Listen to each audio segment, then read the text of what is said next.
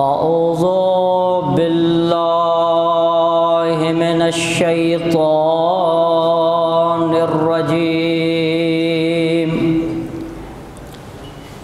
بسم اللہ الرحمن الرحیم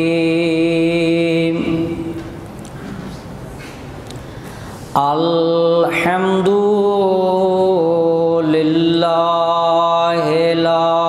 يبلغ مدحته القائلون ولا يحصي نعماءه العادون ولا يؤدي حقه المجتهدون الذي ليس لصفته حد محدود ولا نعت موجود صلوات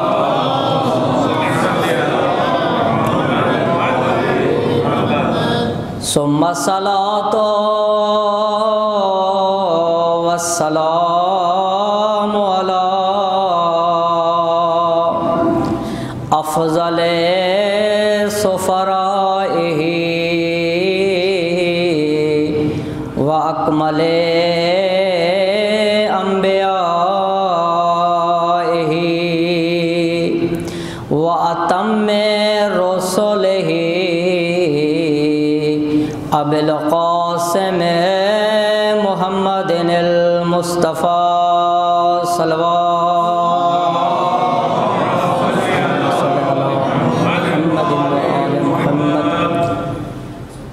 وعلى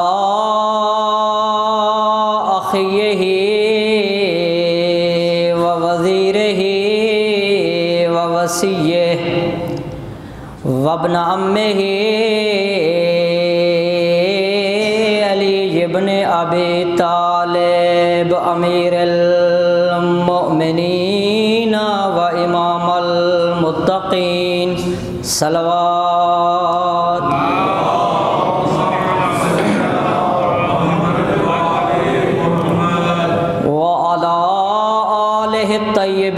الطيبين الطاهرين المعصومين المظلومين لا سيما بقية الله الأعظم في الأرضين صلوات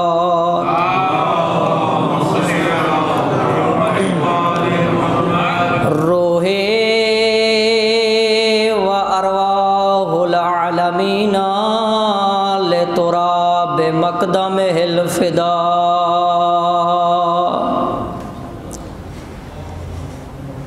اما بعد فقد قال الله تبارك وتعالى في محكم كتابه ومتقن خطابه اعوذ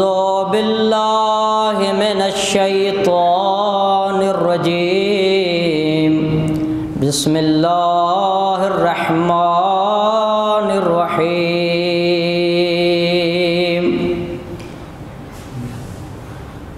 وَإِذْ قَالَ الْمَلَائِكَةُ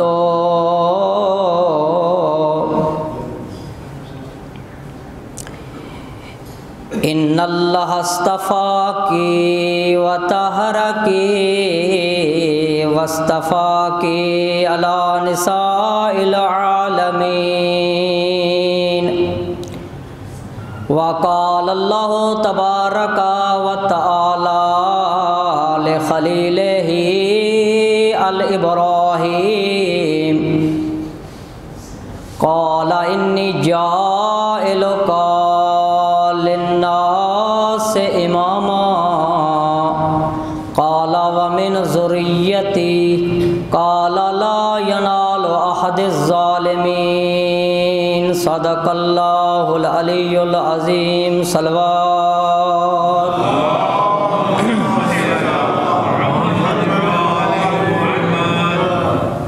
تمام مومنین، تمام حاضرین، امام علی نقی، امام ہادی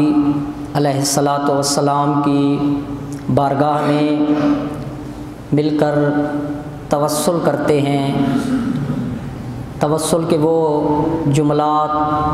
پڑھتے ہیں جو آپ دعائے توسل میں ہر ہفتے قرات کرتے ہیں،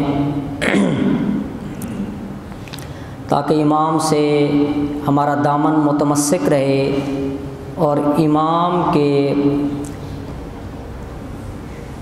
خرمن رحمت سے ہمارا تعلق اور ہمارا ارتباط اور ہمارا واسطہ جڑا رہے۔ یا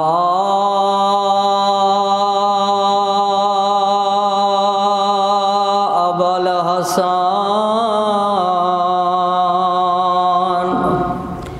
یا علی ابن محمد، ایھا الہادی النقی ابن رسول اللہ، انا توجہنا واستشفعنا وتوسلنا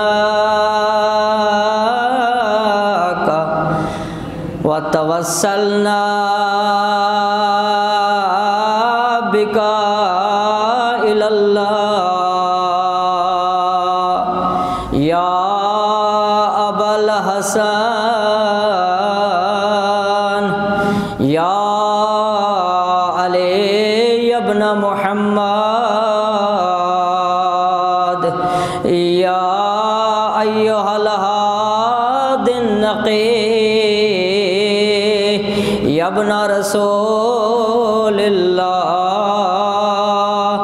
إنا توجهنا واستشفعنا وتوسلنا بين يدي حاجاتنا، إنا توجهنا وتوسلنا بك إلى الله يا وجيها عند الله واشفع لنا عند الله يا وجيها عند الله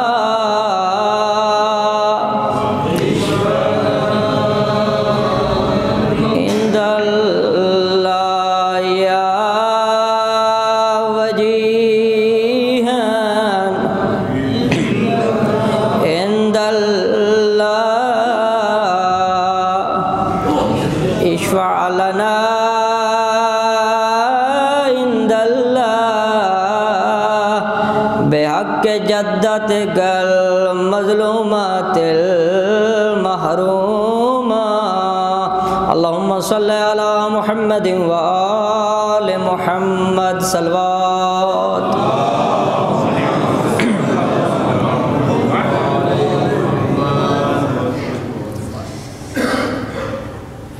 خداوند کریم کی بارگاہ میں شکر گزار ہوں اور حمد پروردگار ہے کہ جس ذات اقدس نے آپ مومنین کے مبارک اور نورانی چہروں کی مجھے زیارت کی توفیق عطا فرمائی۔ میں تمام مومنین کرام، تمام عزاداران اہل بیت،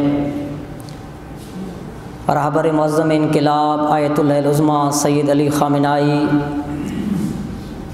مراجع اعظام و فقہائے تشیع اور بالخصوص اہل بیت اطہار اور زمانے کی حجت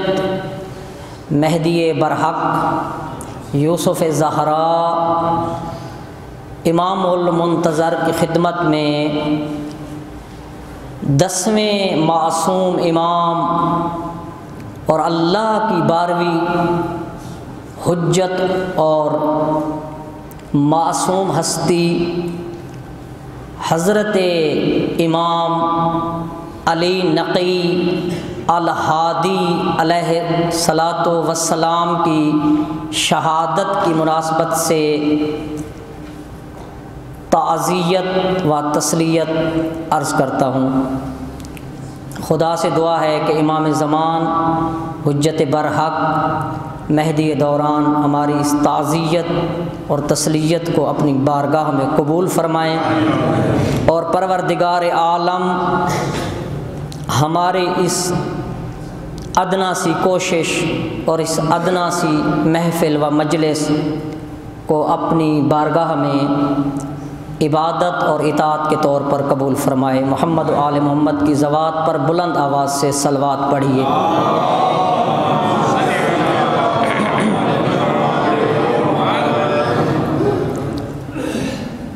آپ سب مستحضر ہیں اور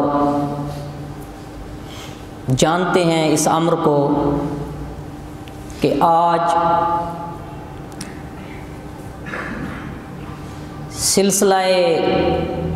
امامت کے 10ویں تاجدار اور آسمان ولایت کے اور آسمان عصمت کے 12ویں معصوم علیہ السلام کی شہادت، ان کی وفات کی شب ہے، یعنی امام محمد تقی امام علی نقی علیہ الصلاۃ والسلام، جن کو آپ امام ہادی کے نام سے بھی جانتے اور پہچانتے ہیں۔ چونکہ امام علی نقی علیہ الصلاۃ والسلام کی شب شہادت ہے، اس لیے میں پسند کروں گا اور کوشش کروں گا کہ جتنی دیر جتنا وقت یہاں آپ کی خدمت میں ہوں تو ہم معتبر کتب سے، کتب سیرت سے، کتب تاریخ سے، اور وہ کتب جو ائمہ ہدی علیہ الصلاۃ والسلام کی زندگی اور سیرت پر لکھی گئی ہیں، ان سے آپ کو چند ایک حالات اور واقعات امام علی نقی علیہ الصلاۃ والسلام، امام ہادی علیہ الصلاۃ والسلام کے متعلق اور ان کے چند ایک فضائل اور معجزات اور ان کی سیرت کا ذکر آپ کی خدمت میں عرض کر سکوں۔ آپ محمد و آل محمد پر بلند آواز سے درود بھیجیے۔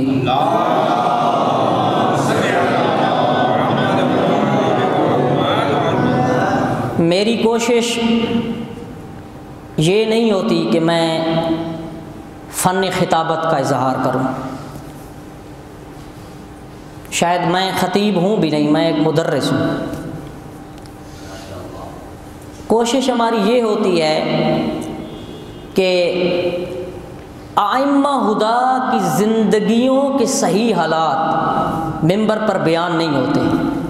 تفصیلی حالات بیان نہیں ہوتے،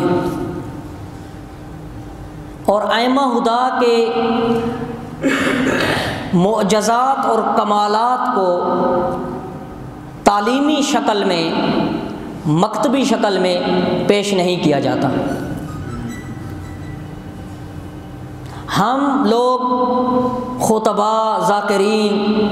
اور اکثر علماء بھی جب بھی کسی امام معصوم پر گفتگو کرتے ہیں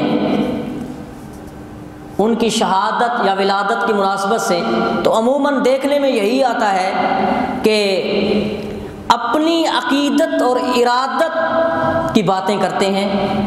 یعنی وہ ائمہ ہدیٰ کے بارے میں جو اپنا عقیدہ ہے اس کو بیان کرتے ہیں، اپنی ارادت کو بیان کرتے ہیں۔ مستند معلومات ائمہ اہل بیت کی زندگی پر ملت اور قوم کو بہت کم دیے جاتے ہیں۔ وہ حالات اور زندگی ائمہ ہدیٰ کہ وہ معجزات، وہ فضائل، وہ جزئی اور فری تفصیلات کہ جن سے ایک قوم کے اندر مکتبی شعور پیدا ہو، اور اہل بیت کی زندگی کا وہ تعلیماتی پہلو، وہ عملی پہلو، وہ پہلو جو اسوہ اور ماڈل کی حیثیت رکھتا ہے، اس کو عموماً نہیں بیان کیا جاتا۔ کیوں؟ اس لیے کہ یہ چیزیں تحقیق اور مطالعے سے تعلق رکھتے ہیں۔ اور آپ کو پتہ ہے ہمارے ممبر پر اکثر اوقات اغلب ممبری حضرات، خطیب اور ذاکر، وہ دراصل ائمہ ہدیٰ کی سیرت اور زندگی پر جو کتابیں لکھی گئی ہیں مستند، ان کا مطالعہ یا تو کرتے ہی نہیں ہیں یا بہت کم مطالعہ رکھتے ہیں۔ ہم جب حوض علم یکم المقدسہ میں پڑھتے تھے، ہمیں بہت اس بات پر تعجب ہوتا تھا کہ ایران کے بڑے بڑے علماء اور مجتہدین اور مفکر اور خطیب یہ فرمایا کرتے تھے کہ جب ہم نے 45 منٹ کی یا 40 منٹ کی یا 1 گھنٹے کی گفتگو کرنی ہو عوام کی خدمت میں، مومنین کی خدمت میں، تو ہم 5-5، 6-6 گھنٹے مطالعہ اور تحقیق کر کے آتے ہیں۔ تو جب خطیب اور ممبری، چاہے وہ عالم ہو، چاہے وہ خطیب ہو یا وہ ذاکر ہو، اگر وہ موضوع مجلس پر 5 سے 6 گھنٹے، 7 گھنٹے، 4 گھنٹے، 3 گھنٹے مستند کتب سے مطالعہ کر کے آئے، تحقیق کر کے آئے، تو میرا آپ سے سوال ہے کہ اس قوم کو بننے اور سنورنے اور تربیت ہونے میں کتنا عرصہ لگے گا؟ لیکن جب صدیوں پر محیط ممبر، سینکڑوں سالوں پر محیط ممبر پر اس طرح کے ممبری آئیں کہ جو بغیر مطالعے کے، بغیر تحقیق کے، بغیر کسی مستند سند کے آئیں اور اپنے عقیدت اور ارادت کے پھول اور اپنے عقیدت اور ارادت کے عقیدے اور افکار بیان کر کے چلے جائیں، تو ان کو ثواب تو ملتا ہے اور مومنین کو بھی ثواب مل جاتا ہے، لیکن قومیں ایسی تقریروں سے، ایسے خطابات سے، ایسے سخنرانیوں سے تربیت نہیں ہو پاتی۔ اور آج دیکھیں ہم کہاں کھڑے ہوئے ہیں۔ اس لیے میری کوشش ہوتی ہے کہ ہم آسان طریقے سے ایک درس کی شکل میں، ایک لیکچر کی شکل میں، آسان طریقے سے، خوبصورت انداز سے، آرام سے، آہستہ آہستہ سے اپنے بچوں کو، جوانوں کو، نوجوانوں کو اور اپنے بزرگوں کو ائمہ ہدیٰ کی زندگیوں کی جزیات اور ان کی فروعات اور اس کی تفصیل سے آگاہ کریں۔ مطلب آپ سب بزرگان تشریف فرمائیں، ممبر کو سننے والے ہیں، مجالس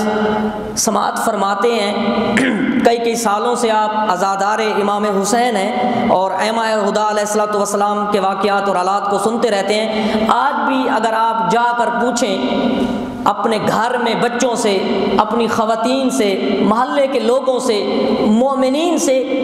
کہ امام علی نقی کا حقیقی نام کیا ہے اور آپ کے القابات کیا ہیں اور آپ کی کنیت کیا ہے، تو شاید ہی سینکڑوں مومنین میں سے کوئی ایک آدھ مومن شاید ان چیزوں کا جواب دے سکے۔ کیونکہ نہ تو مطالعہ اور تحقیق ہے،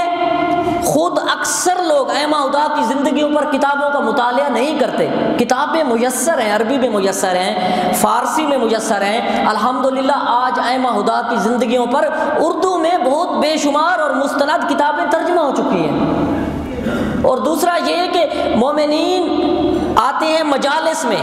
ان کا ملجا اور ماوا اور مرکز مجالس ہیں، اور آگے مجالس میں بھی ائمہ ہدا کی زندگیوں کی تفصیل ہمیں سننے کو نہیں ملتی۔ تو اس لیے ہم ائمہ ہدا سے ارادت اور عقیدت تو رکھتے ہیں، لیکن ان کی معرفت نہیں رکھتے۔ آج جو ہماری من حیث القوم اور من حیث المعاشرہ اور من حیث الملت اور من حیث مکتب ہمارے اندر جو نقائص اور کمزوریاں پائی جاتی ہیں، اس کی وجہ یہ ہے کہ ہم اہل بیت سے ارادت اور عقیدت کا رشتہ تو رکھتے ہیں، لیکن اہل بیت کی ولایت، ان کی امامت، ان کے مقامات معنوی اور ان کے وہ مقامات جو اللہ کے نزدیک ان کو حاصل ہیں، ان کی معرفت نہیں رکھتے۔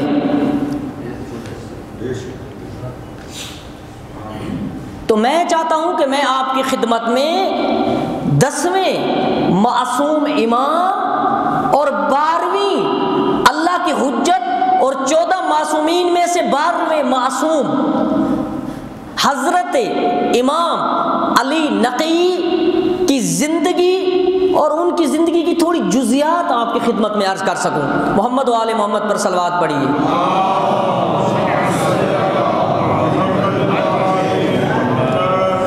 امام علیہ الصلاۃ والسلام کا جو اسم ذاتی ہے، اسم ذات، ہر بندے کا ایک ذاتی نام ہوتا ہے، اس کو اسم ذات کہتے ہیں۔ امام کا اسم ذات علی ہے، علی، اور والد کا نام ہے محمد۔ امام محمد تقی علیہ الصلاۃ والسلام 9ویں امام، جو والد ہیں ان کے بیٹے 10ویں امام جن کو آپ علی نقی کہتے ہیں، ان کا نام ہے علی، اور نقی ان کا لقب ہے۔ میں القابات امام کی وہ علیحدہ بحث کرتا ہوں، ابھی میں آپ کی خدمت میں یہ عرض کرنا چاہتا ہوں کہ امام کے والد کا نام تو آپ سب کو آتا ہے، وہ 9ویں امام ہیں، امام محمد تقی، جن کا لقب ہے امام جواد، الجواد لقب ہے ان کا، اسی لیے آپ کہتے ہیں 9ویں امام کو امام محمد تقی الجواد۔ تو ان کا تقی بھی لقب ہے اور جواد بھی لقب ہے۔ 10ویں امام جو بیٹے ہیں ان کا نام علی ہے، ان کا ایک لقب نقی ہے اور ایک لقب ہادی ہے، ایھا الہادی النقی۔ ابھی آپ نے دعائے توسل کے الفاظ پڑھے ہیں نا، جو امام کی خدمت میں ہم نے توسل کیا ہے، تو اس میں کہتے ہیں ایھا النقی الہادی، ایھا الہادی النقی، یعنی وہ امام جو ہادی ہے، ہدایت کرنے والا ہے اور نقی ہے۔ تو یہ امام کے 2 القابات ہیں، میں اور القابات بھی ذکر کرتا ہوں۔ امام علیہ الصلاۃ والسلام کا یوم ولادت جو معروف اور مشہور ہے اور مستند ہے، وہ ہے 15 ذی الحجہ 212 ہجری قمری۔ بعض علماء نے امام علی نقی کی ولادت 214 ہجری قمری بھی ذکر کی ہے، لیکن مشہور، معروف اور زیادہ مستند 212 ہجری قمری، 212 ہجری قمری 15 ذی الحجہ کو امام علی نقی نے اللہ کے حکم سے امام جواد کے گھر، امام محمد تقی کے گھر میں ولادت پائی۔ امام کی والدہ کا نام جو اکثر نہیں بتایا جاتا، اور ہمیں اپنے ائمہ کی والدات اور ان کی والدات معظمات و والدات گرامی کے اکثر ہمیں نام نہیں آتے، لیکن کتابوں کے اندر مفصل نام درج ہیں، ان کو پڑھنے کی ضرورت ہے، ان کو معاشرے کو بتانے کی ضرورت ہے، یہ بہت اہم چیزیں ہیں۔ ابھی میں آپ کو جب امام علیہ الصلاۃ والسلام کی حدیث سناؤں گا امام کی اپنی والدہ کے بارے میں، تو آپ حیرت زدہ ہو جائیں گے کہ ائمہ اہل بیت نے اپنی والدات کے اتنے فضائل بیان کیے ہیں اور ہمیں علم بھی نہیں ہے۔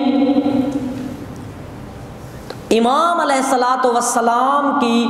والدہ کا نام ہے سمانہ خاتون،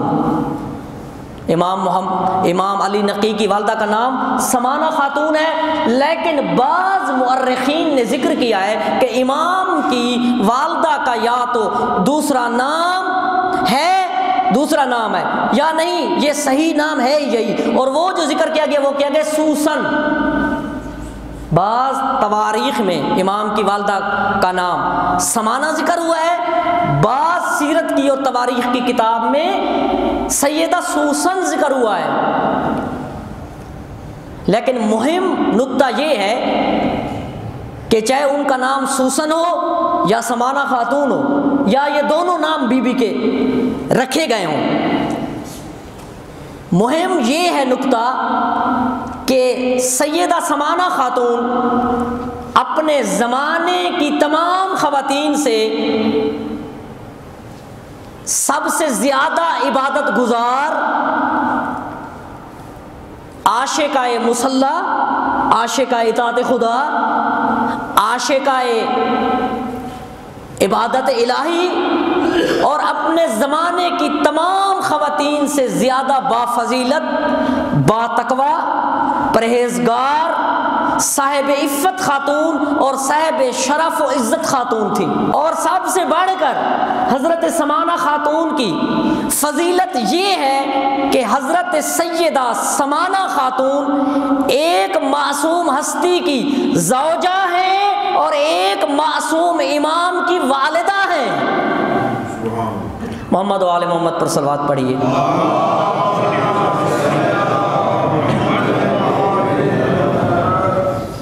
اور بی بی کے بارے میں علماء نے لکھا ہے کہ بی بی جب تک زندہ رہی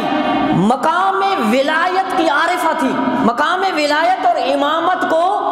جاننے والی، پہچاننے والی، اور مقام امامت و ولایت کی قدردانی اور احترام کرنے والی خاتون تھی،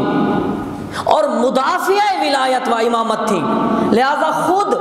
امام علی نقی الہادی اپنی ایک حدیث میں، اپنے ایک فرمان میں اپنی والدہ معظمہ کے بارے میں فرماتے ہیں کہ امی عارفۃ بحقی، کہ میری والدہ، میری اماں، وہ میرے حق کے ولایت کی عارفہ تھی، یعنی میرے حق کے ولایت کو پہچانتی تھی، میرے مقام امامت کی قدردان تھی، اور میرے والد معظم کے مقام امامت کو انہوں نے ترویج کیا، تشریح کیا، اور اس کا اپنے زمانے میں دفاع کیا۔ امی عارفۃ بحقی، کہ میری ماں، میری معظمہ سیدہ ماں سمانہ خاتون میرے حق کے امامت کو پہچاننے والی تھی، میرے حق کے امامت کی قدردان تھی، میرے حق کے امامت کی مدافعہ تھی اور محافظہ تھی۔ تو جب امام معصوم کی اپنی اماں، ان کی اپنی مدر، ان کی اپنی ماں اگر ان کے حق کو پہچاننے والی ہونی چاہیے، ان کی ولایت کی شناخت رکھنے والی ہونی چاہیے، تو پھر تو کائنات کے فرد فرد پر اور امت کے ایک ایک شخص پر اور مکتب تشیع کے ایک ایک فرد پر واجب ہے کہ وہ اپنے زمانے کے امام اور تمام زمانوں کے ائمہ اور اللہ کے حجتوں کی معرفت رکھنے والے ہوں، اور ان کی ولایت اور امامت کے اپنے زمانے میں مدافع، دفاع کرنے والے اور امامت کی محافظت کرنے والے ہوں۔ یہ سیرت ہے اہل بیت کی، والدات اور ان کے خاندان کی، کہ خاندان نبوت اور خاندان اہل بیت کے جتنے افراد معصوم ہستیوں کے علاوہ تھے، ان کی فضیلت یہ تھی، ان کا شرف یہ تھا، ان کی عزت یہ تھی۔ آج تک ان کا نام اس لیے باقی ہے اور قیامت تک باقی رہے گا کہ انہوں نے اپنے زمانے کے ائمہ کی امامت کو، ولایت کو پہچانا، اور ان کی امامت اور ولایت کی تشریح کی، اس کی تبیین کی، اس کو تفسیر کیا، معاشروں کو بتایا کہ امام کسے کہتے ہیں، امام کے کیا فضائل ہیں، امام کی کیا معجزات ہیں، امامت اللہ کے نزدیک کیسا مقام ہے، اور امام کے علامات اور آثار کیا ہوتے ہیں۔ یہ اہم رکن ہے مکتب تشیع کا، کہ مکتب تشیع کا فرد اپنے زمانے میں امامت اور ولایت کا مفسر اور تشریح کرنے والا اور امامت کا معاشروں کو تعارف کرانے والا ہونا چاہیے۔ پھر امام آگے اپنی والدہ معظمہ کے بارے میں فرماتے ہیں، اپنی پہلے فرمایا امی عارفۃ بحقی، میری ماں میری والدہ میرے حق میں عارفہ تھی، میرے حق کی امامت کو پہچاننے والی تھی۔ آگے فرمایا وَهِيَ مِنْ أَهْلِ الْجَنَّةِ، اسی لیے میری والدہ اہل جنت میں سے تھی، اہل بہشت میں سے تھی، وہ بہشتی خاتون تھی۔ محمد و آل محمد پر صلوات بھیجیے۔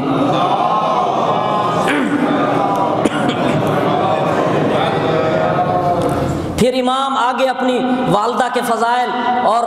مقام ولایت کو بیان کرتے ہوئے، یہ جو امام نے فضائل بیان کیے ہیں نا، جو کمالات بیان کیے ہیں سیدہ سمانہ خاتون کے، یہ کمالات اور یہ علامات ایسے شخص میں ہو سکتی ہیں جو خود بھی ولی اللہ اور ولی خدا ہو۔ یعنی امام یہ بتانا چاہتے ہیں کہ میری والدہ معظمہ خود ولی الہی تھی، وہ مقام ولایت پر فیض تھی،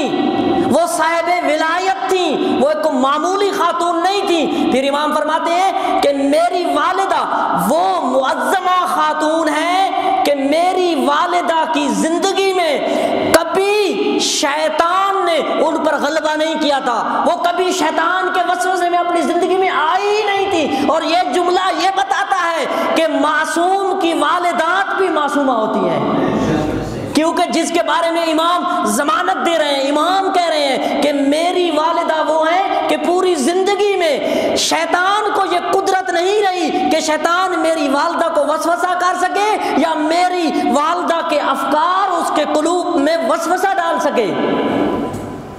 پھر آگے امام فرماتے ہیں کہ میری والدہ وہ ہیں کہ کسی جبار عنید، کسی دشمن جبار، کسی دشمن ولایت کا مکر و فریب کبھی میری والدہ پر کامیاب نہیں ہوا، میری والدہ کبھی کسی جبار عنید کے مکر و فریب میں نہیں آئی تھی۔ آگے والے عجیب جملے ہیں، اب محمد و آل محمد پر صلوات پڑھیے۔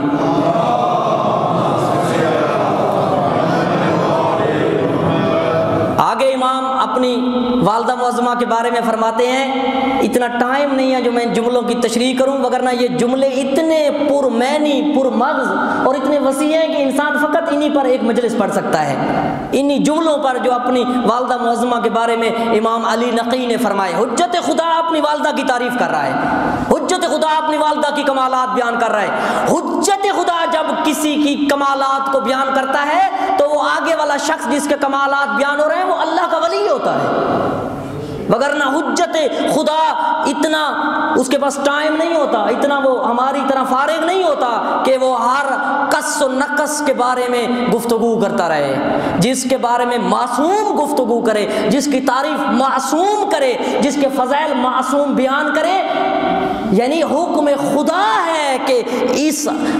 انسان کے فضائل اور کمالات کو بیان کیا جائے۔ آگے امام عجیب جملہ فرماتے ہیں، بہت تشریح طلب جملہ ہے، فرماتے ہیں کہ اپنی والدہ معظمہ کے بارے میں کہ لا تخلف عن امہات الصدیقین والصالحین، کہ میری والدہ معظمہ صدیقین اور صالحین کی امہات اور ماؤں کی صف میں شامل تھی۔ قرآن میں اللہ نے شہداء، صدیقین اور صالحین کا ذکر کیا ہے اور انہیں باقی مخلوقات سے افضل قرار دیا ہے، شہداء، صدیقین، صالحین اور انبیاء، مختلف آیات کے اندر۔ اور امام فرما رہے ہیں کہ میری والد لا تخلف عن امہات الصدیقین والصالحین، میری والدہ صالحین اور صدیقین کی ماں اور امہات میں شامل تھی۔ یہ بہت بڑا جملہ ہے، صدیقین، صالحین، شہداء اور انبیاء کی جو والدات ہوتی ہیں وہ ولی خدا ہوتی ہیں، وہ عصمت اور طہارت کے بعض مراتب پر فائز ہوتی ہیں۔ یہ ان کا مقام ہوتا ہے، کیونکہ ہر قص و نقص کے بطن مبارک سے معصوم امام یا شہداء یا صالحین یا صدیقین اور انبیاء پیدا نہیں ہوتے۔ پھر امام فرماتے ہیں کہ میری والدہ محترمہ بعین اللہ، مؤید بعین اللہ، یعنی ایک غیبی مخلوق جس کو امام عین اللہ کہہ رہے ہیں، یعنی عین اللہ میری والدہ کی محافظت کرتی تھی۔ عین اللہ کا لفظ آیا ہے کہ مکنونۃ بعین اللہ لا تنام، وہ ایک ایسی غیبی مخلوق، ایک ایسی ملکوتی مخلوق جس کو امام عین اللہ کہہ رہے ہیں، اس کے ذریعے سے میری والدہ کی مدد ہوتی تھی۔ میری والدہ مؤید بعین اللہ تھی، مسدود بعین اللہ تھی، اس کی تائید ہوتی تھی، اس کی مدد ہوتی تھی، اور اللہ تعالیٰ اپنی غیبی مخلوق عین اللہ کے ذریعے میری والدہ کی محافظت کرتا تھا اور میری والدہ کو راہ خدا اور راہ ہدایت پہ رکھتا تھا۔ تو جس ہستی کی محافظت خود خدا کرے اور جس کی محافظت کے لیے آسمان سے اور ملکوت سے غیبی اور ملکوتی مخلوق کو مقرر کیا گیا ہو، وہ اللہ کا ولی ہوتا ہے اور عصمت کے بعض مراتب پر فائز ہوتا ہے۔ محمد و آل محمد پر صلوات پڑھیں۔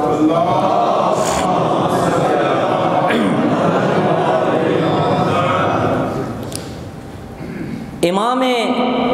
علی نقی علیہ الصلاۃ والسلام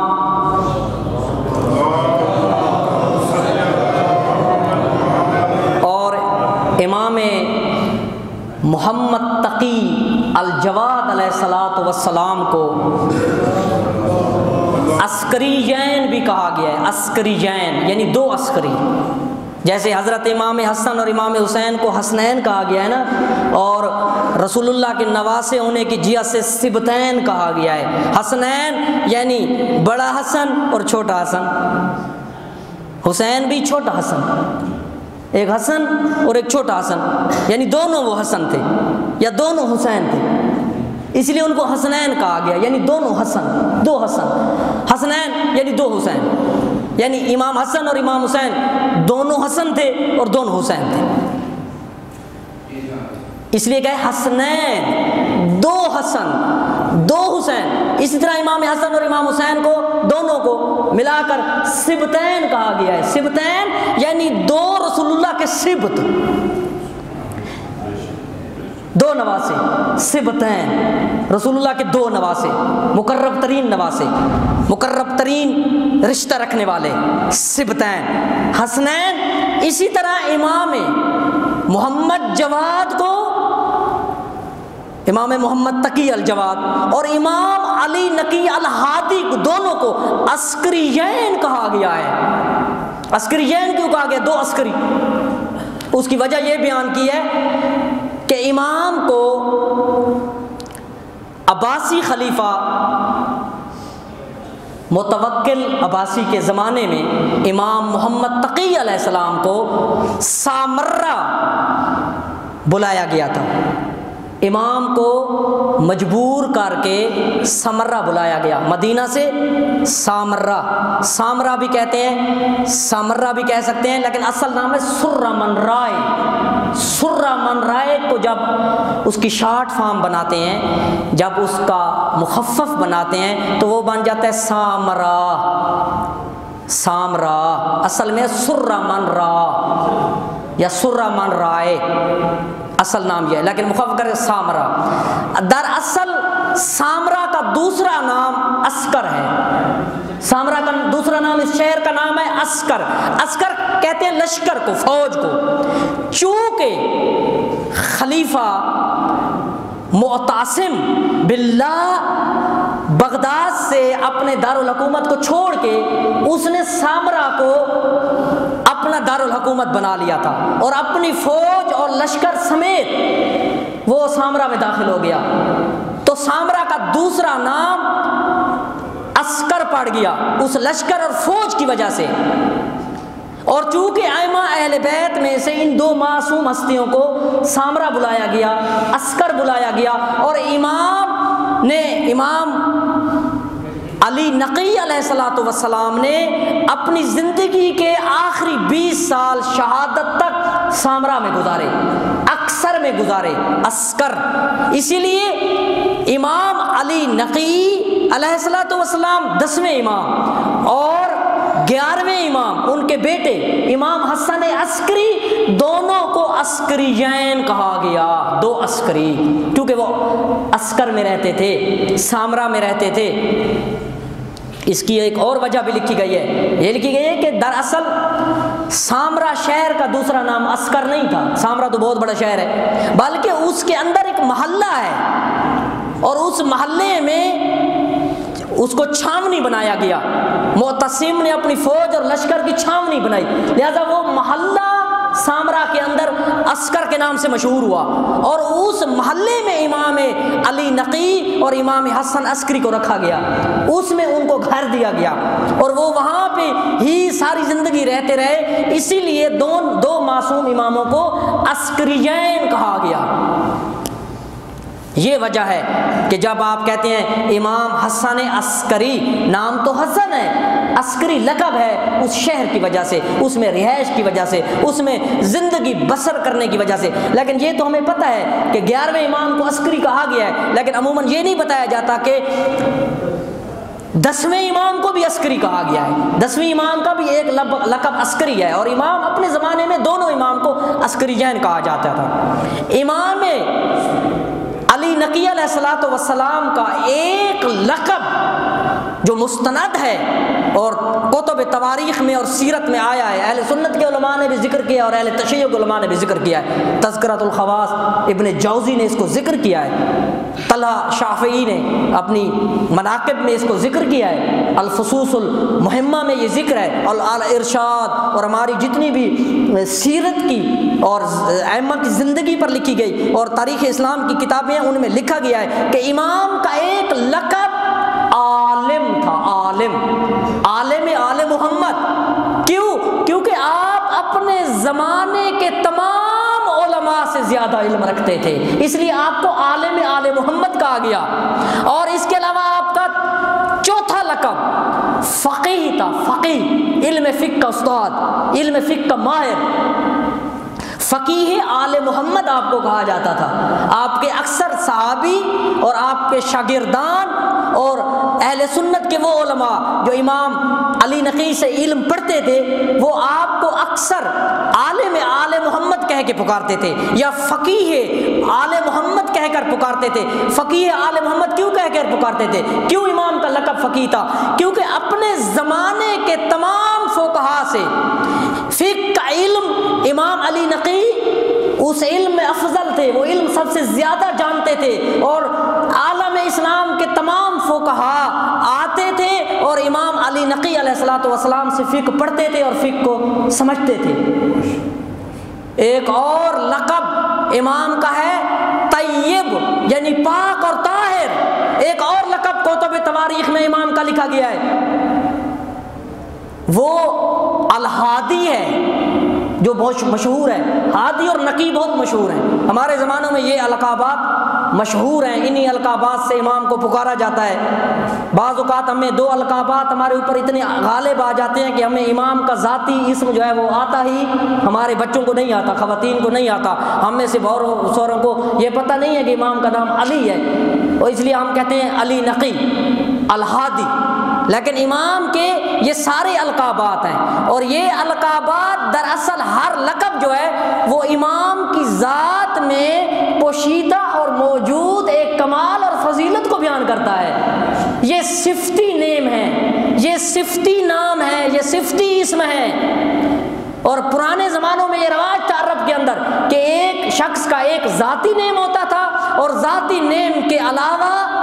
کچھ اس کے صفاتی نیم ہوتے تھے، یعنی جو صفات، جو فضائل، جو کمالات اس کی ذات میں موجود ہوتے تھے، لوگ اسی کمال کو مد نظر رکھ کے اس کو ایک نام دیتے تھے، ایک لقب دیتے تھے، اور اس لقب سے ہی اسے یاد کرتے تھے اور پکارتے تھے۔ محمد و آل محمد پر صلوات بھیجیے۔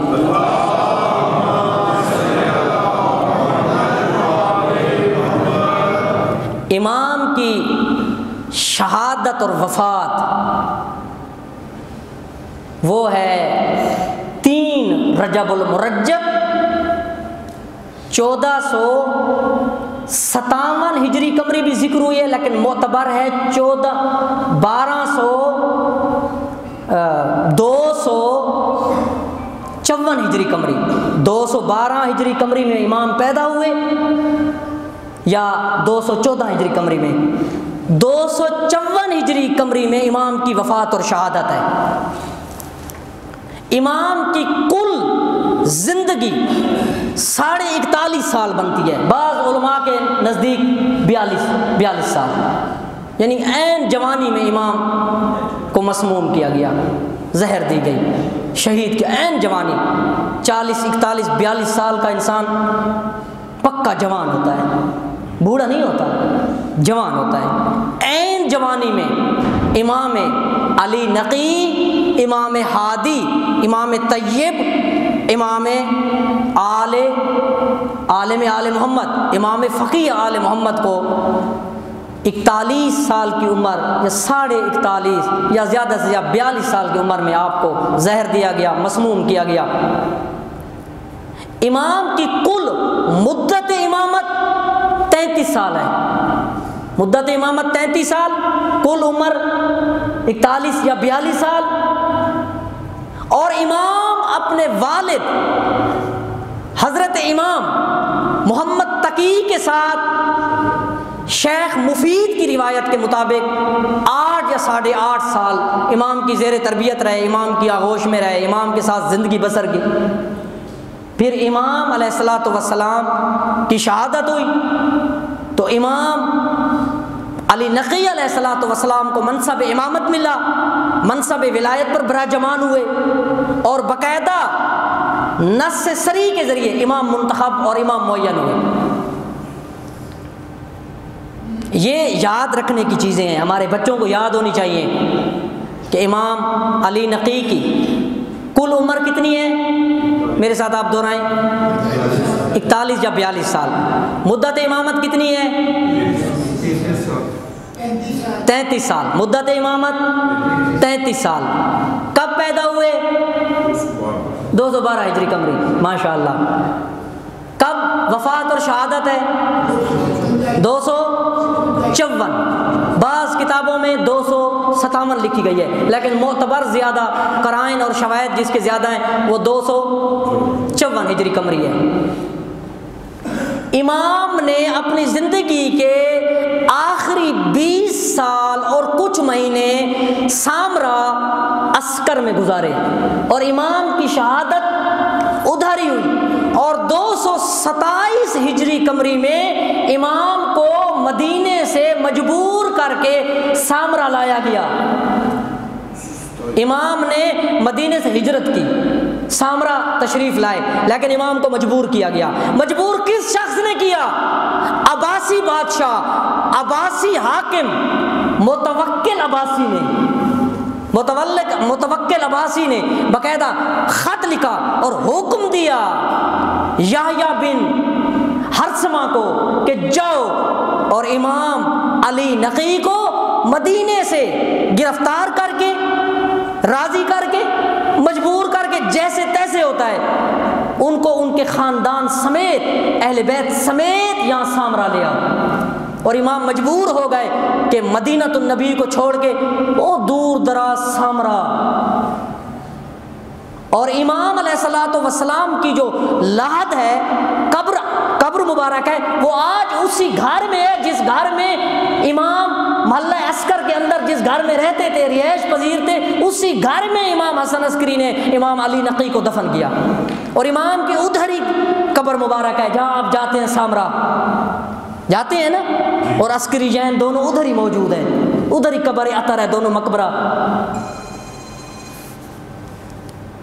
یہ بہت اہم مسئلہ ہے کہ اہل بیت اللہ کی ولایت، اللہ کے احکام، اللہ کے نظام کو پہنچانے کے لیے کہاں کہاں تک انہوں نے سفر کیا، ان کو کہاں کہاں تک تکلیفیں اور زحمتیں دی گئی، ان کو کہاں کہاں بلایا گیا۔ کوئی مدینے میں ہے، کوئی سامرا میں ہے، کوئی کربلا میں ہے، کوئی نجف میں ہے، کوئی خراسان میں ہے، تو کوئی شام میں ہے۔ ائمہ ہدا نے ہم تک دین حق کو پہنچانے کے لیے ہم تک علی ابن ابی طالب کی خلافت بلا فصل اور آپ کی ولایت اور امامت کا پیغام پہنچانے کے لیے سفر کیے، یہ اذیتیں برداشت کی، یہ ان کو شہادتیں نصیب ہوئیں اور یہ ان کو دکھ و درد دیے گئے۔ امام علی نقی کی شہادت سے تو زیادہ ان کی زندگی کے وہ حالات مصائب ہیں، وہ حالات مصائب ہیں اور وہ حالات مصیبت ہیں اور وہ حالات آفت ہیں جو شہادت سے پہلے ان کے ساتھ پیش آئے۔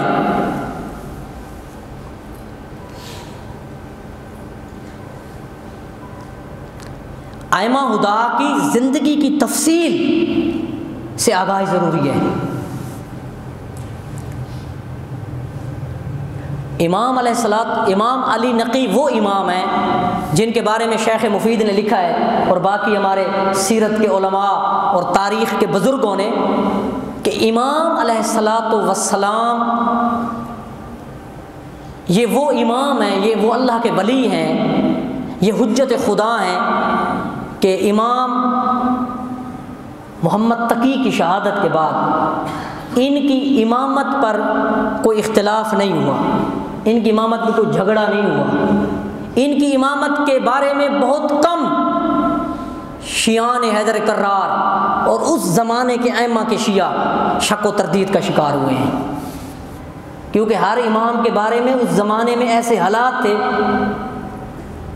کہ ان سے پہلے والا امام بہت واضح اور صراحت کے ساتھ پورے معاشرے کو نہیں بتا سکا کہ میرے بعد یہ امام ہیں، لیکن امام علی نقی کے بارے میں شیعوں کو پہلے ہی سے معلوم تھا، پہلے ہی امام نے ایسے اشارے اور کنائے اپنے اصحاب، اپنے شاگردوں اور اپنے قریبیوں کو کر دیے تھے، مشخص اور معین کر دیا تھا کہ میرے بعد میرا بیٹا علی حجت خدا امام برحق ہے۔ لیکن پھر بھی ہمارے علماء نے اپنی کتابوں میں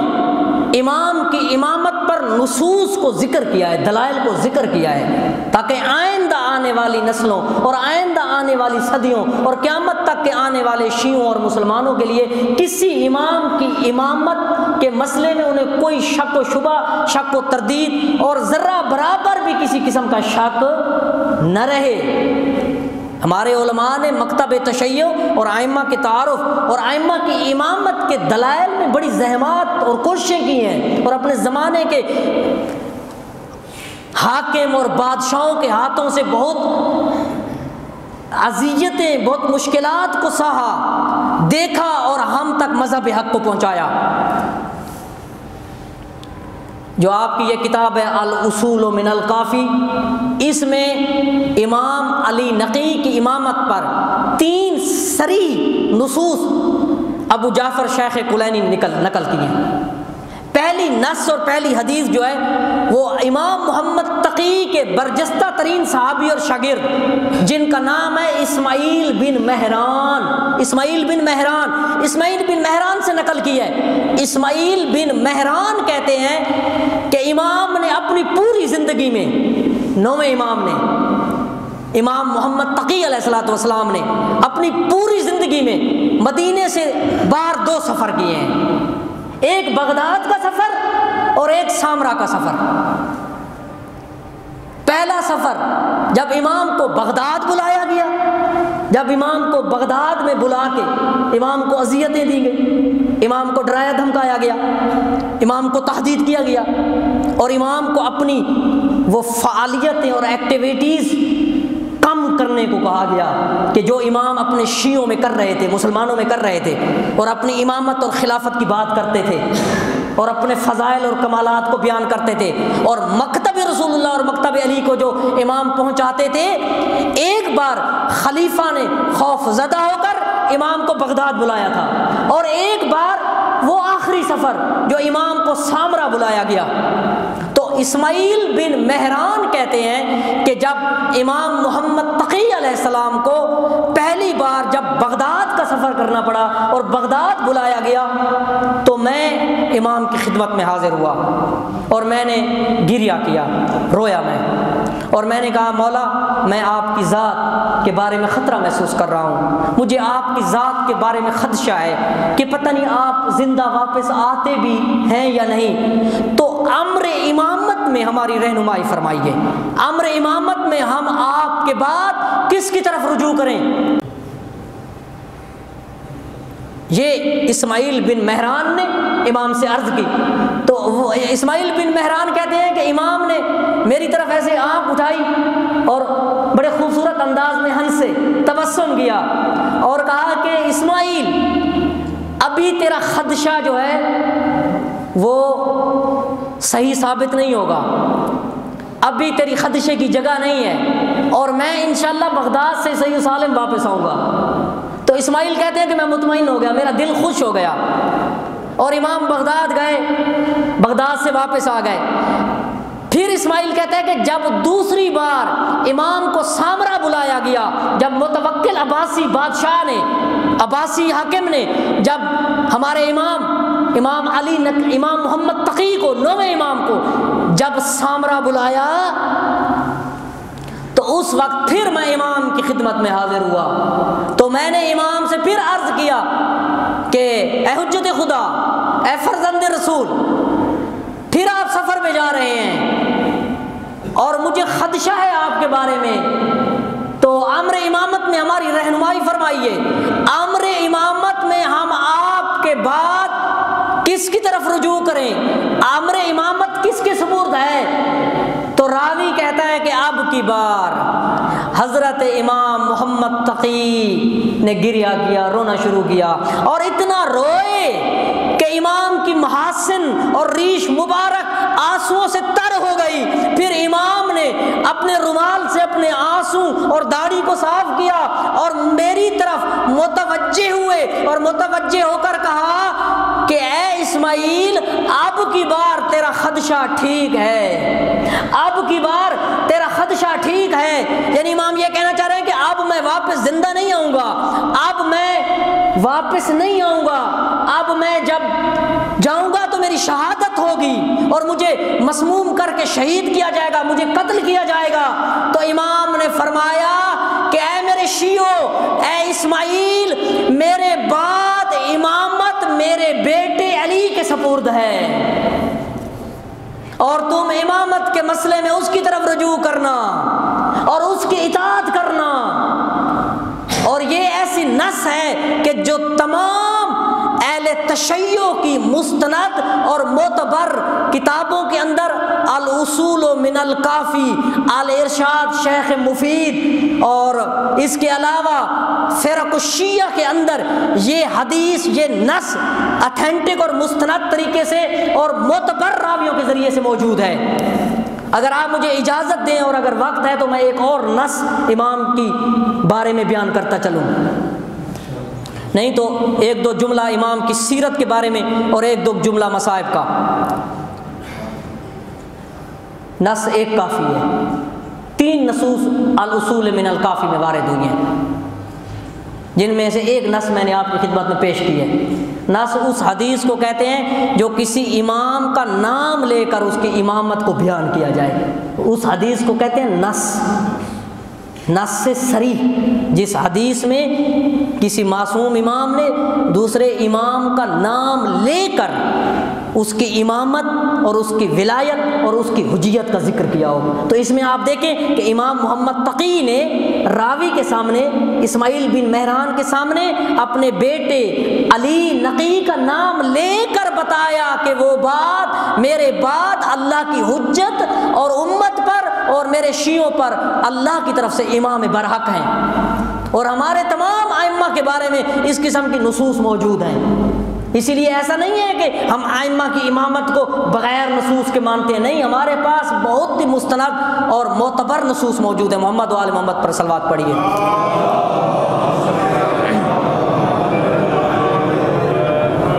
اب میں امام علیہ الصلوۃ والسلام کی سیرت کے چند نکات بیان کرتا ہوں کہ امام کی ذات میں بخشش، کرم، عطا کرنا، جود و سخا کس درجے اور معیار کا تھا، تاکہ ہماری زندگیوں میں بھی بخشش ہو، ہماری زندگیوں میں بھی جود و سخا ہو۔ اللہ کی راہ میں خرچ کرنا ائمہ کی سنت اور سیرت ہے، اور انسانی فضائل اور کمالات میں اضافہ ہوتا ہے۔ بخشش بہت اہم ہے، اللہ کی راہ میں عطا کرنا، بخشش کرنا، مقروض کا قرض اتارنا، فقیر کے فقر کو دور کرنا، بیمار کی بیماری کا علاج کرانا، یتیم پروری کرنا، بیوہ عورتوں کو سنبھال کر ان کے اخراجات پورے کرنا تاکہ ان کی ناموس آبرو معاشرے میں باقی رہ سکے، یہ بہت اہم ہے۔ اور افسوس سے کہنا پڑتا ہے کہ ہم لوگوں نے، بیشتر مومنین نے دین کا یہ والا حصہ چھوڑ دیا ہے۔ 3 راوی ہیں، 3 راوی بیان کرتے ہیں۔ ایک راوی کا نام ہے ابو عمرو عثمان بن سعید، یہ امام کے وکیل تھے۔ امام جو اپنے شیعوں سے خمس وصول کرتے تھے، صدقات اور جو زکوٰۃ وصول کرتے تھے، تو اماموں نے ہر علاقے میں اپنے نمائندے اور اپنے وکیل بنائے ہوتے تھے۔ امام کا ایک نمائندہ اور وکیل جو مالیات کو جمع کرتا تھا اور مالیات کا ذمہ دار تھا، مالی امور کا، اور بعد میں وہ تمام اموال امام کو آ کر دیتا اور اس کا حساب کتاب امام کی خدمت میں عرض کرتا تھا، اس کا نام تھا ابو عمرو عثمان بن سعید۔ ایک شخص ہے امام کا شاگرد ہے، شیعہ ہے اور صحابی ہے، جس کا نام ہے احمد بن محمد بن موسیٰ الاشعری، ابو الحسن الاشعری نا، ابو الحسن الاشعری۔ وہ 180 درجہ ائمہ کا مخالف تھا، اور وہ اشاعرہ کا امام اور رہبر تھا، استاد تھا۔ اور یہ جو اہل تسنن کے اندر ایک عقیدتی فرقہ پایا جاتا ہے نا، جس کو اشاعرہ کہتے ہیں یا اشعری کہتے ہیں، یہ ابو الحسن اشعری کے پیروکار ہیں۔ اور یہ ابو الحسن اشعری جو تھا، اس نے اہل بیت کے مقابلے میں اپنا ایک عقیدتی نظام بنایا، اپنا ایک عقیدتی اسکول بنایا، اسکول آف تھاٹ۔ یہ ابو الحسن الاشعری جو تھا، یہ ائمہ ہدیٰ کے برخلاف تھا، مقابلے میں اس نے اپنا ایک عقیدتی مسلک، اپنا ایک عقیدتی نظام بنایا تھا۔ لیکن یہ جس کا میں ذکر کر رہا ہوں، یہ ہے احمد بن محمد بن موسیٰ الاشعری، ان کا نام احمد الاشعری ہے، یہ امام کے صحابی ہیں، یہ شیعہ امام ہیں۔ اور تیسرا شخص ہے علی بن جعفر حمدانی۔ یہ 3 اشخاص امام علی نقی کی خدمت اقدس میں حاضر ہوئے اور امام کے ساتھ بات چیت کی، امام سے ہدایت کے بہت ساری باتیں لیں، امام سے رہنمائی لی۔ امام نے ان کو وعظ و نصیحت کیا، جب وعظ و نصیحت کر لیا، ہدایت کے پیغام پہنچا دیے، تو پھر احمد بن محمد بن موسیٰ الاشعری نے امام کے سامنے یہ کہا کہ مولا، میں بہت سخت مقروض ہوں اور میرے اوپر قرض بھی بہت زیادہ ہے اور میں اپنا قرض نہیں اتار سکتا، تو میری مدد فرمائیے۔ میں آپ کے علاوہ کوئی ایسا شخص نہیں پاتا جو میری اتنی بڑی رقم میں مدد کر سکے اور میری مسئلے کو حل کر سکے۔ اب سنیے اپنے امام کی سیرت کو، ان کے کردار کو۔ تو امام کو جیسے پتہ چلا کہ ہمارا شیعہ، ہمارا مومن، ہمارا مطیع، ہماری مکتب کا پیروکار، ہماری امامت کا مروج، ہمارا صحابی، ہمارا شاگرد مقروض ہے، مشکل میں ہے، تنگی میں ہے، ظاہر ہے جب انسان مقروض ہوتا ہے، قرض نہیں اتار سکتا، تو معاشرے میں اس کی آبرو اور عزت کو خطرہ ہوتا ہے۔ ہو سکتا ہے کہ لوگوں کے سامنے جس کا آپ نے قرض دینا ہے وہ قرض مانگ لے اور آپ کی بے آبروئی کرے۔ تو امام وہ ہوتے ہیں جو لوگوں کی آبروؤں کو، لوگوں کی نوامیس کو اور لوگوں کی عزتوں کو محفوظ کر سکیں۔ امام کا خالی یہ فریضہ نہیں ہے کہ وہ قرآن سناتا رہے، امام کا خالی یہ فریضہ نہیں ہے کہ وہ نماز پڑھاتا رہے، امام کا خالی فریضہ یہ نہیں ہے کہ وہ منبر پر آ کے خالی خطابت اور تقریر اور وعظ و نصیحت کرے، بلکہ امام اپنی امت پر، اپنے شیعوں پر اور اپنے مکتب کے پیروکاروں کے نہ فقط دین کا ذمہ دار ہوتا ہے بلکہ ان کی ناموس، ان کی آبرو اور ان کی عزت کا بھی ذمہ دار ہوتا ہے۔ تو جو وارث انبیاء ہیں انہیں بھی معاشرے میں ائمہ ہدیٰ کی سیرت پر چلتے ہوئے شیعان حیدر کرار، شیعان اہل بیت اور موالیان اہل بیت کے دین کو جہاں محفوظ کرنا ہے، معاشرے میں ان کی آبرو، ان کی نوامیس اور ان کی عزت کو بھی محفوظ کرنا ہے۔ تو امام نے کیا کیا؟ تو امام نے فوراً اپنے وکیل جو امور مالی کے ذمہ دار تھے حضرت ابو عمرو عثمان بن سعید سے کہا کہ میرا مال جو آپ کے پاس ہے اس میں سے 30,000 دینار احمد کو دے دو، 30,000 دینار جعفر بن علی ہمدانی کو دے دو اور 30,000 دینار آپ خود لے لو۔ ایک تو جس نے سوال کیا، جس کی مجبوری تھی، جس کو ضرورت تھی، اس کو 30,000 دینار عطا کیے۔ ساتھ دو صحابی، دو شیعہ بیٹھے ہوئے تھے، ان کو بھی خالی نہیں کیا بلکہ ان کو بھی ساتھ 30,000 دینار عطا کیے۔ یہ ہے جود و سخا، یہ ہے بخشش۔ ویسے بھی ائمہ اہل بیت علیہ الصلوۃ والسلام کی یہ حدیثوں میں ایک نقطہ آپ کو بخشش کے مورد میں بتاتا چلوں، یہ روایات کثرت کے ساتھ ائمہ ہدیٰ سے نقل ہوئی ہیں۔ ائمہ ہدیٰ فرماتے ہیں کہ جب کوئی آدمی مومن، کوئی شیعہ، کوئی مسلمان محتاج ہو، مجبور ہو، مشکلات زندگی میں گرا ہوا ہو اور آپ سے سوال کرے، اسے ٹکا سکہ سکہ کر کے نہ دو، اسے اتنا عطا کر دو کہ وہ کسی اور کے سامنے ہاتھ نہ پھیلائے اور اس کی ضرورت پوری ہو جائے، اس طرح سے عطا کرو۔ عطا اور بخشش کا چپٹر، عطا اور بخشش کا باب، یہ اسلام اور مکتب اہل بیت میں بہت اہم ہے۔ اس باب کو ہم نے چھوڑ دیا، اس دروازے کو ہم نے بند کر دیا، لیکن الحمدللہ اب بھی مکتب تشیع میں ایسے افراد، ایسے مالدار مومن اور شیعہ ہیں کہ جو آج شیعوں اور ضرورت مند مسلمانوں کی ضروریات کو پورا کرتے ہیں، سیرت پر باقی رہنے والے ہیں، سیرت کے تقاضے پورے کرنے والے ہیں الحمدللہ۔ لیکن معیار یہ ہے کہ ہم تمام شیعہ اور تمام مومنین اپنی زندگی کے اندر جود و سخا اور بخشش کو اور عطا کو شیوہ زندگی بنا لیں۔ محمد و آل محمد پر صلوات بھیجیے۔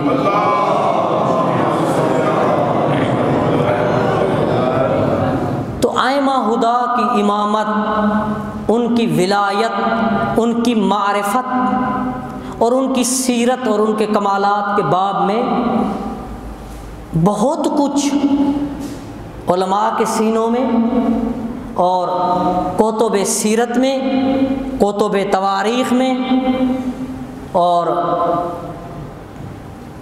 کتب حدیث میں موجود ہے، جن کو اگر بیان کیا جائے تو معرفت کے دروازے کھلتے ہیں، امامت اور ولایت کے بہت سارے پہلو جو ہیں وہ واضح ہوتے ہیں۔ اور ائمہ ہدیٰ کی مصیبت، ائمہ ہدیٰ پر جو ظالمین کی طرف سے، حاسدین کی طرف سے، دشمنوں کی طرف سے مصائب روا رکھے گئے، جو ان کو مصائب پہنچائے گئے، جو ان کو اذیتیں دی گئیں، ان میں سے ایسی ایسی اذیتیں ہیں اگر ہمیں دی جاتی تو ہمارا ضمیر مر جاتا، ہماری روحیں نابود ہو جاتی،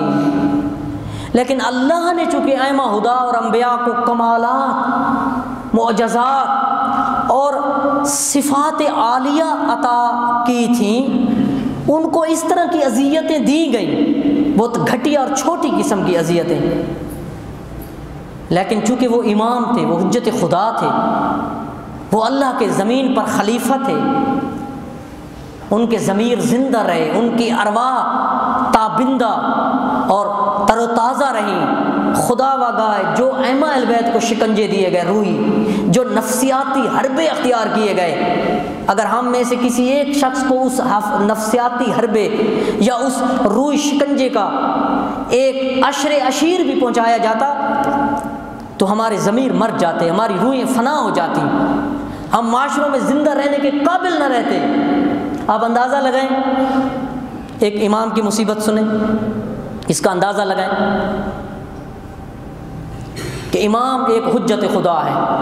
جو تمام کمالات، تمام صفات کا مالک ہے، جس کے اندر اللہ نے پستی اور گھٹیا پن کو رکھا ہی نہیں ہے، جو کمال ہی کمال ہے، جو فضیلت ہی فضیلت۔ امام معصوم حجت خدا نبی الہی وہ ہوتے ہیں جو کمال ہی کمال ہوتے ہیں، ان میں کہیں عیب، کہیں پستی، کہیں گھٹیا پن ہوتا ہی نہیں ہے۔ اسی لیے تو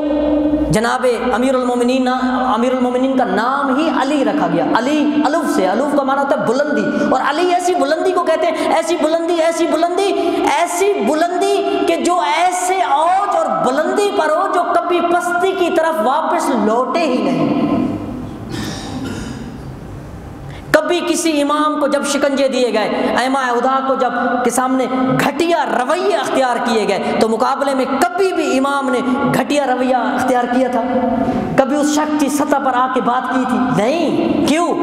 کیونکہ انہیں انسانوں میں اور معاشروں میں فضائل اور کمالات کو ترویج کرنے کے لیے بھیجا گیا تھا۔ وہ گھٹیا پن سے بہت دور تھے۔ اگر دشمن ان کے سامنے آ کر بھی ان کی توہین کرتا تھا، گالیاں دیتے تھے، ائمہ ہدیٰ کسی کو گالیاں نہیں دیتے تھے۔ اگر کوئی انسان ان کے منہ پہ ان پہ الزام لگاتا تھا، ائمہ ہدیٰ کسی پہ الزام نہیں لگاتے تھے۔ اگر لوگ آ کے ان کے منہ پر ان کو بلیم دیتے تھے، امام کسی کو بلیم نہیں دیتا تھا۔ حجت خدا اس کو کہتے ہیں۔ گھٹیا ترین لوگوں نے حرکتیں کی ائمہ کی بارگاہ میں، لیکن ائمہ نے آگے بزرگواری اور کمال کا اظہار کیا۔ جب امام حسن مجتبیٰ کو شام سے ایک شخص نے آ کر منہ پر ماں کی گالیاں دی اور خاندان کو برا بھلا کہا، تو امام خاموش رہے، اور جب وہ گالیاں دے کر تھک گیا اور بکواس کر کے تھک گیا، تو اب امام نے اسے کہا کہ آ میرے پاس، میرے گھر، میں تجھے لے جاؤں، تیرا لباس پرانا اور سفر کا مارا ہوا ہے، تجھے نیا لباس پہناؤں، تو بھوکا ہے، آ تجھے بہترین غذا کھلاؤں، تیرے پاس کوئی مرکب نہیں، آ تجھے سواری دوں، تیرے پاس رہائش کی جگہ نہیں، آ تجھے اپنے گھر میں بہترین کمرہ دوں۔ معصوم اس کو کہتے ہیں۔ امام علی نقی علیہ الصلوۃ والسلام کے ساتھ بھی ایسا ہی کیا گیا، اور ہر امام کے ساتھ ایسا کیا گیا۔ اتنے گھٹیا لوگ، اتنے چھوٹے لوگ کہ اپنے زمانے کی حجت کے ساتھ اس قسم کا رویہ، اس سے بڑا کوئی اور مصائب نہیں ہے اہل بیت کا۔ سنیے، متوکل عباسی نے جب امام علی نقی الہادی کو مجبور کر کے سامرہ بلایا، پہلا ظلم یہ کیا امام کی تحقیر کرنے کے لیے، امام کی توہین کرنے کے لیے، گھٹیا ترین حرکت کی۔ کیا کہ امام جب سامرہ میں تشریف لے گئے، یحییٰ بن ہرسمہ جس کے ساتھ امام آئے تھے، جس کو متوکل عباسی نے امام کو گرفتار کر کے لانے کے لیے مامور کیا تھا، اس شخص کو پہلا حکم سامرہ کے اندر یہ کہا گیا کہ امام کو ایک دن اور ایک رات پوری ایک ایسے سرا میں رکھو جس کا نام تھا خان سعالیق۔ خان سعالیق، خان عربی میں سرا کو کہتے ہیں، مہمان خانہ، مسافر خانہ۔ سعالیق یعنی ایسا مہمان خانہ، ایسی سرا جس میں فقیر اور گداگر رہتے تھے، جس میں فقیروں اور گداگروں کو رعایت دی جاتی تھی۔ اس ملعون نے اپنے زمانے کی حجت کی تحقیر کرنے کے لیے، امام کی توہین کرنے کے لیے، خدا گواہ ہے کہ میں جب بھی کتب تواریخ میں امام کے بارے میں یہ پڑھتا ہوں کہ امام کو، حجت خدا کو، ہادی برحق کو، فرزند رسول کو، کائنات کے افضل ترین، اکمل ترین اور اتم ترین ہستی کو پہلے لے کر کہاں رکھا گیا؟ ایک رات اور ایک دن امام کو خان سعالیق، جو ایسا سرا، جو گداگروں کا سرا تھا، جس میں فقیر لوگ رہتے تھے، جہاں چور آ کر پناہ لیتے تھے، وہاں امام کو ایک رات اور ایک دن رکھا گیا تاکہ امام کو توہین کی جائے، تحقیر کی جائے، لوگوں کے سامنے امام کو رسوا کیا جائے، اور دوسرا